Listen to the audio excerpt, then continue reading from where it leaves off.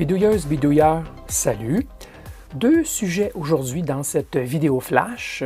Le premier, c'est que j'annonce la session live, la session en direct, ce dimanche, le 16 février 2020, à 19h en Europe de l'Ouest et 13h au Québec. Ça, c'est 18h temps universel, donc 19h France, Suisse, les pays de l'Ouest en Europe, et donc 13h au Québec.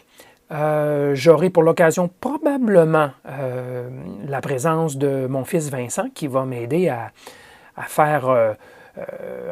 sortir les questions, si vous voulez, de la zone de clavardage. Donc, questions, préparez-les, les questions à l'avance pour que la session s'anime. Habituellement, ça dure 90 minutes, plus ou moins, la session. C'est habituellement ce que je vise comme temps. Et donc, si vous avez beaucoup de questions de préparer à l'avance, bien, ça sera bien garni comme session. Bien sûr, il faut penser à des sujets ou des questions qui se répondent bien dans le cadre d'une session en direct. Donc, si c'est trop spécifique à un problème que vous avez, ça sera très difficile. Mais bien sûr, des questions plus d'ordre général, ça se répond très bien. Alors, je ferai le possible dans la mesure de mes connaissances et du fait que c'est en direct. Je ne peux pas faire de recherche, bien sûr, pour répondre aux questions. Alors, soyez-y. Ce dimanche, le 16 février, 18h UTC.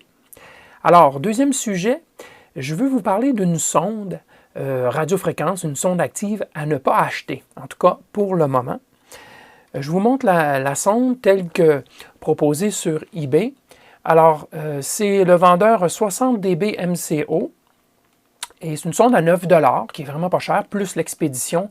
Dans le cas en Amérique, c'est quand même un peu plus cher, là, mais malgré tout, malgré le fait que c'est 9 $ plus expédition, c'est bien difficile d'assembler ça pour ce prix-là, je vous le dis. Hein. Donc, mais le problème de pourquoi ne pas acheter cette sonde, ce n'est pas le vendeur lui-même, il est bien correct, c'est que la sonde a un défaut de conception. Alors, ça c'est la mienne, celle que j'ai reçue, et je l'ai légèrement modifiée. C'est qu'essentiellement, la sonde n'a pas une réponse en fréquence telle que proposée, ni par le vendeur, ni par l'article à l'origine de cette sonde, qui est un article dans le magazine Electour de 2004. Et puis, donc, il y a un problème de conception sur la version du vendeur. Je l'ai avisé, je lui ai envoyé, bien sûr, un courriel. Il m'a répondu avoir reçu mon courriel et qu'il allait regarder mes prétentions et voir ce qui suit. Donc, pour l'instant, je vous dirais de ne pas acheter cette sonde puisqu'elle ne rencontre pas la performance qu'on a normalement sur une sonde qu'on bâtirait telle que l'article Electour dit de le faire. Bien sûr, je présume qu'il va modifier la sonde éventuellement si mes prétentions sont correctes. Et là, à ce moment-là, ben, je ferai un banc d'essai plus complet, mais j'en ai quand même filmé un partiel que je vais vous présenter quelque part, je crois, durant la semaine prochaine. Alors, vous verrez exactement ce qui ne va pas avec la sonde. Et bien sûr, ça sera donc partiel puisque la sonde ne rencontre pas les exigences.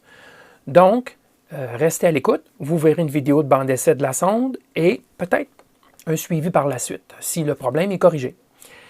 Alors voilà, c'était les deux sujets. Petit rappel avant de terminer, ce dimanche 16 février 2020, 18h temps universel, s'il vous plaît, soyez des nôtres pour la session en direct Électro Bidouilleur et préparez vos questions d'avance. Sur ce, je vous dis merci et à la prochaine.